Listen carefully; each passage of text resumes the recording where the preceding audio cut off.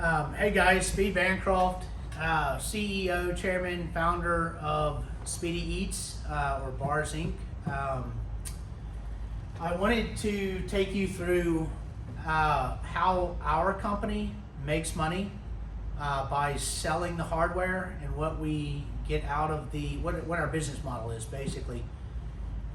The other part of this discussion or update is just my general thoughts on the exit, what it could be, what is the total addressable market for what we're developing. Keep in mind that we didn't just build a automated pizza kitchen, we built automated restaurants in a box that are universal. So there's the potential to be able to set these units up as a barbecue, as a fried chicken tender, chicken wings, and even a breakfast model. We also have a patent pending on a fresh fridge that can do salads, wraps, subs, chicken salads, sushi. That the fridge can be converted into a freezer, so we could set up automated ice cream shops that you drive up to, or you can plug into DoorDash and Waiter or Uber Eats, or all the Deliveroo, all the third-party delivery platforms. So that's really what we're talking about, or what we're developing with our technology. We're really primarily focusing on setting up electric only, no water connection units in empty parking lot spaces that are capable of having a drive-through for takeaway customers and being able to plug into these third-party platforms for delivery. So that's our technology. Okay, I want to be clear about that. The other stuff that I'm going to mention here is just, there's a number of different ways you can exit or value your company for exit. The discounted cash flows, multiple of EBITDA. I like the multiple of EBITDA, but there's a number of different ways that more intelligent people who have experience with this type of technology, there may be a different way of seeing it. So I'm just going to tell you what I've read. I've talked to several executives that said that this is potentially one way to value the company.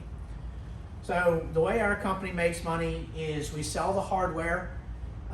We plan on having a manufacturing cost of $110,000.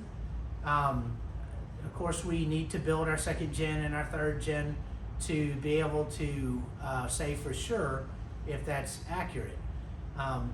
We believe right now that it is, based on what we've seen. So $110,000 with the 6/10 rule in manufacturing. When you get to scale, you can reduce your cost. It's the 6/10 rule. So we could potentially lower our cost of manufacturing from 110 to say 80,000, and therefore allowing for $30,000 of gross profit per unit. That's for the hardware. I think that's achievable. I don't know if it's going to be exactly like that. We obviously have some due diligence to do. But if we do, we will be selling the units for a $30,000 gross margin. We'll be selling it for cost in the beginning, just to get it off our balance sheets. We've already got pre-orders, so they'll never really hit our balance sheet. But anyway, just for understanding this item line hardware, we could be generating $30,000. It's a one-time pop, and your software is where we make the majority of our money for recurring revenue. So we charge the operators $2,000 a month or $24,000 a year. We also contract with Pitney Bowes to do the maintenance. They charge the operators $300 a month. We do some processing stuff with Pitney Bowes to assist in that, so we tack on an extra $50. We do we're predicting 18 service calls a year per unit, which is going to translate to $900 a year for us in revenues for maintenance. Marketing and advertising. So the first year, we do the marketing and advertising for the operators.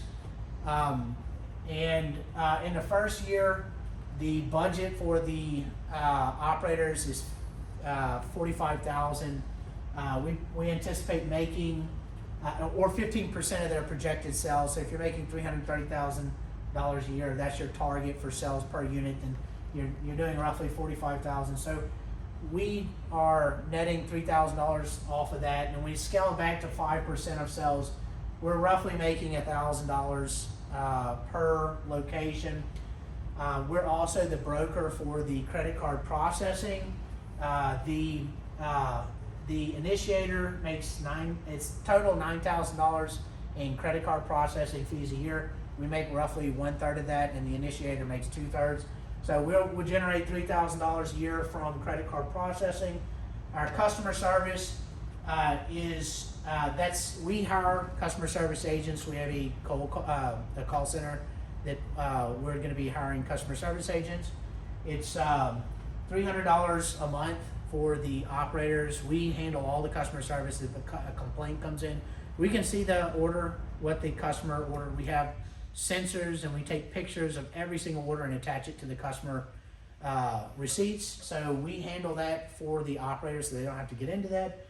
So we make roughly $3,600 a year from that. We also are looking at doing a secondary market.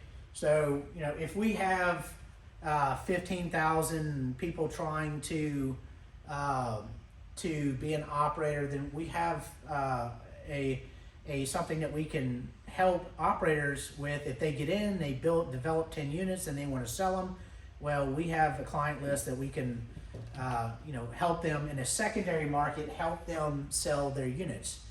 Or also we can help newcomers who want to get into it buy. So there's transactional fees here. That's not built into this discussion. I just wanted to let you know that it's there. We're aware that it's there.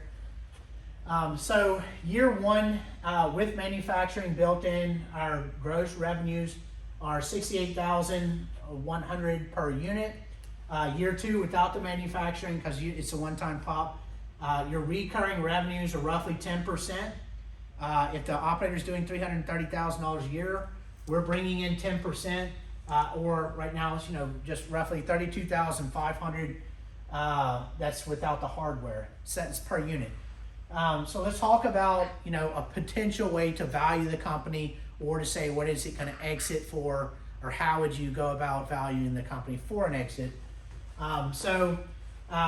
We know that software companies like ours, they typically manage their company at a 25 to 30% net margin. That's what our goal is. After your customer service agents, ad buyers, marketing, your executive team, engineers, everything, you've got 25 to 30% as a net margin. Let's say we sell 1,000 units and we're generating $32,500 per unit is recurring revenue, because I'm not doing the hardware into this factor. But $32,500,000, and off of that, your 30% net margin, your bottom line would be roughly $9,750,000. So let's say that, and we did some research, we believe that our company can trade as a multiple of EBITDA at 18 to 21. So 20x of EBITDA. If you did that at 1,000 units, our sales price would be $195 million. At 5,000 units out in the market, we would be able to sell for $1 billion. I believe that because we didn't just focus on pizza, we have a great pizza system that can do a full meal, but we have other units that we can do, especially considering the factor that we have a fridge that can do salads, wraps, subs, chicken salads. These are all independent units, by the way. We're not trying to sell everything in each unit. These are independent locations. One would be doing chicken salad, one would be doing wraps, one would be doing salads, and they have the other items mixed in, but the predominant holdings would be of how you label it. Speedy Eats Salads would be doing salads, and so on and so forth. So we believe right now our total addressable market for the technology that we have, it's a freezer unit for ice cream, fridge unit for healthy products, wraps, chicken salad, that kind of stuff, and then our cook and hold. We could potentially be looking at 30,000 locations just here in the US. If we did that with this formula, if that's accurate, I'm not saying that it is, I'm saying that could be the way that we value the company.